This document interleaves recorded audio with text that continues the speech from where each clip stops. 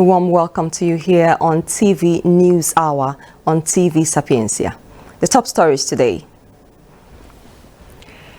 President Bola Tinubu has met Senior Advisor for Africa in U.S. President Donald Trump's State Department team, Mr. Masad Bolos, to explore what both sides called a strategic economic and security partnership built on mutual prosperity and regional stability. Incumbent President Daniel Noboa claimed a runaway victory in Ecuador's presidential election yesterday, Sunday, after voters endorsed the young leader's iron fist approach to rampant cartel violence.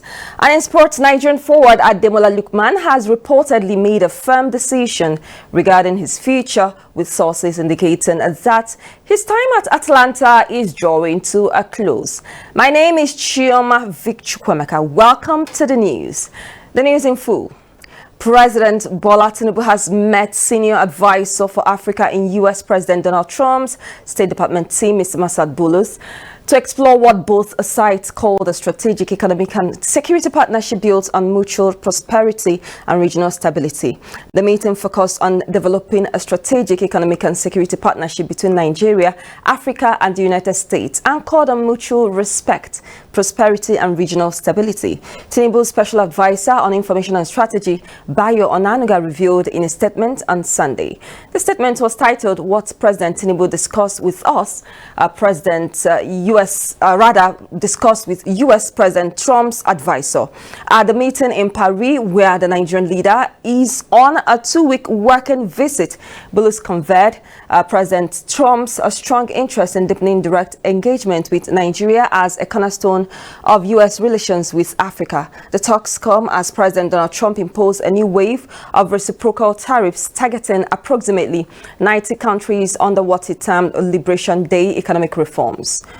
Away from that story, the World Health Organization said Nigeria has allocated an additional $200 million to health in its 2025 budget to cushion the effects of aid cut by the U.S. The Director General of WHO, Dr. Tedros Ghebreyesus, disclosed this in a speech on the organization's website. In January, U.S. President Donald Trump issued an executive order halting foreign aid for 90 days and later issued a waiver for life-saving medicines and medical services, offering a reprieve for a worldwide HIV treatment program. This waiver allows for the continuous distribution of HIV medications and medical services supported by PEPFAR in Nigeria. Last week, WHO stated that health service disruptions were reported in 70% of its surveyed country offices as a result of sudden suspensions and reduction in official development assistance for health.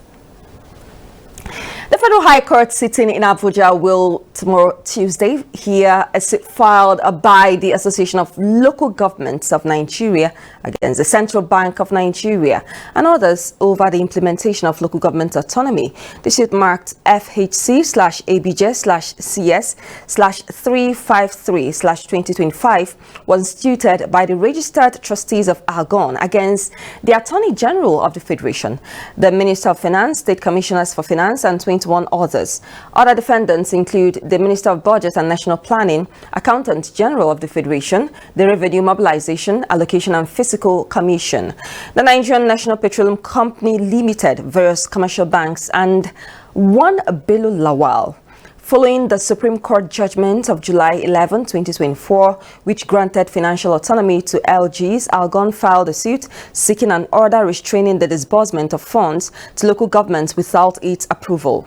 Additionally, Algon demands that the 774 local councils be granted representation at Federation account, allocation committee meetings where allocations are discussed. Algon Secretary General Mohammed Abubakar confirmed the suit hearing. That is the date to newsmen yesterday, Sunday. The National Association of Nigerian Students has slammed the National Assembly over a bill proposing a jail for Nigerians who failed to vote during elections. The association, in a statement by its National Vice President, Intercampus and Gender Affairs, Felicia Akimboduse in Abeokuta, Ogun State, on Sunday yesterday, described the bill as not only ridiculous but laughable, urging the lawmakers to ditch the idea of face the wrath of the Nigerian students. The National Assembly had proposed a new bill titled a bill for an act to amend the Electoral Act 2022 to make it mandatory for all Nigerians of majority age to vote in all national and state elections and for related matters. The proposed bill, which was introduced by the Speaker of the House of Representatives, Tajuddin Abbas, seeks to amend the current Electoral Act 2022 by enforcing compulsory participation in the national and state elections. It proposes that any eligible voter who fails to vote without a valid reason would face a penalty, including a fine of 100,000, a 6-month jail term, or both.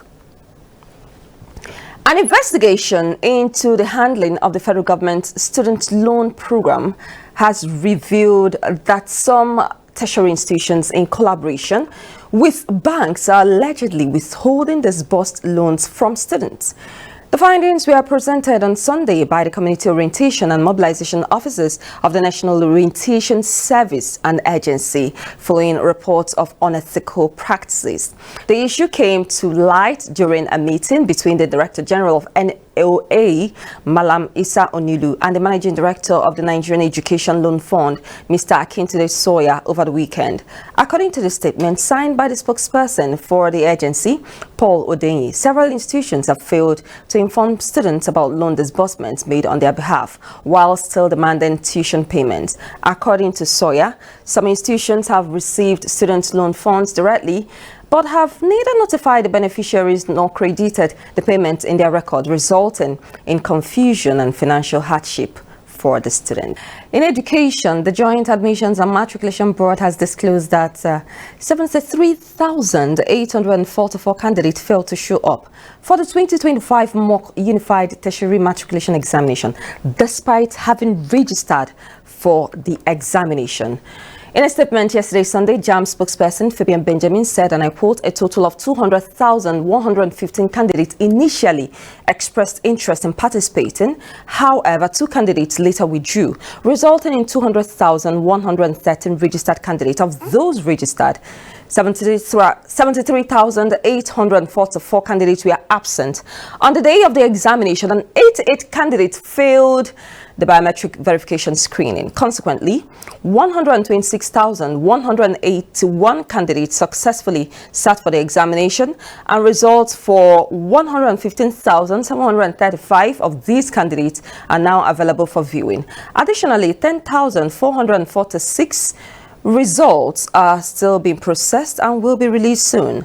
Benjamin added that the mock UTME is optional and primarily designed to test new innovations and help candidates prepare for the main examination. Away from that, the federal government will begin a nationwide flood awareness campaign in May 2025 to educate and sensitize Nigerians on the risk and safety measures related to flooding. This was disclosed by the Deputy Director of the Department of Flood, Erosion Control and Coastal Management at the Federal Ministry of Environment, Mr. Kunle Awojimila, in an interview with newsmen yesterday, Sunday. The federal government had revealed that approximately 1,249 communities across 176 local government areas in 30 states and the Federal Capital Territory are expected to experience significant flooding between April and November this year.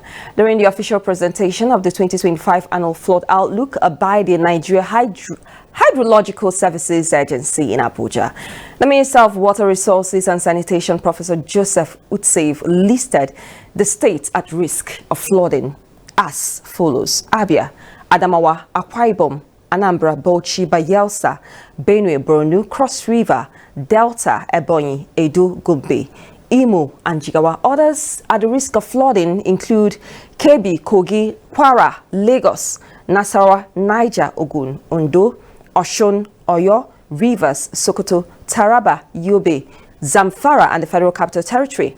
The minister emphasized that flooding remains one of Nigeria's most devastating natural disasters, warning that climate change continues to increase both frequency and severity of flood events in the country.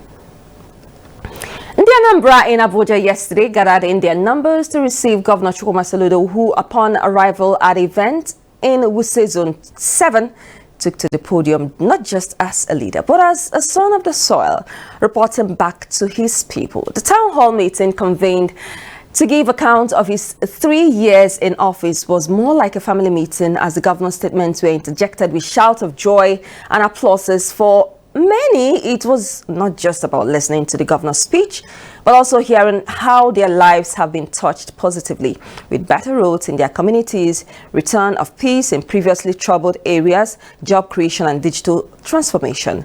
Addressing the gathering, Governor Soludo said that since 2006, he had envisioned recreating Anambra to become a destination point rather than a departure lounge, and called for all hands to be on deck in developing the state, adding that Anambra State in the next 50 years may have up to 50 million people.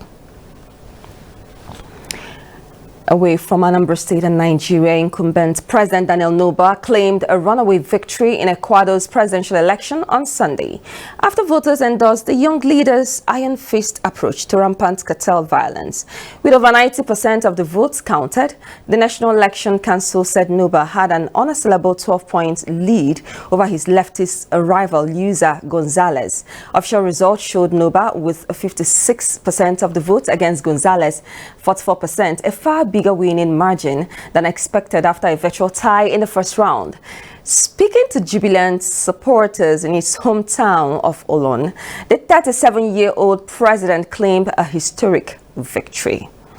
And finally, in sports, Nigerian forward Ademola Lookman has reportedly made a firm decision regarding his future, with sources indicating that his time at Atlanta is drawing to a close. According to tutomakatweb.com, on Sunday yesterday, Lookman, who has been a key player for the Bergamo-based club, is preparing for a departure at the end of the season. The report states, when translated to English, and I quote, Ademola Lookman has already made the most important decision about his future. He will no longer be at Atlanta, end of quote. The player had previously come close to a transfer from Atlanta a year ago. Now, a gentleman's agreement between the parties involved confirms that the parting of ways is imminent. The destination for Lookman remains unconfirmed, but further discussion on the matter was featured in a latest podcast presented by Marco Conterio. The news comes as Lookman continues to make his mark in Serie A based on player ratings from those who have been evaluated in at least 19 matches. Lookman currently tops the rankings with an average score of 6.52, a rating he shares with Nico Paz of Como. Well, that's it.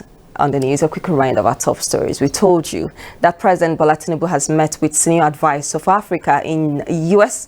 President Donald Trump's State Department team, Mr. Masad Bulus, to explore what both sides call the strategic, economic and security partnership built on mutual prosperity and regional stability. Incumbent President Daniel Noboa claimed a runaway victory in Ecuador's presidential election yesterday, Sunday, after voters endorsed the young leader's iron fist approach to rampant cartel violence. And finally, in sports, Nigerian forward Ademola Lookman has reportedly made a firm decision regarding his future, with sources indicating that his time at Atlanta is drawing to a close. Well, that's it on News Hour this hour. Many thanks for joining us on the news on TV Sapiens. My name is Chioma Victor. Thanks for watching, and do have an amazing and interesting Holy Week ahead of you. Stay with us.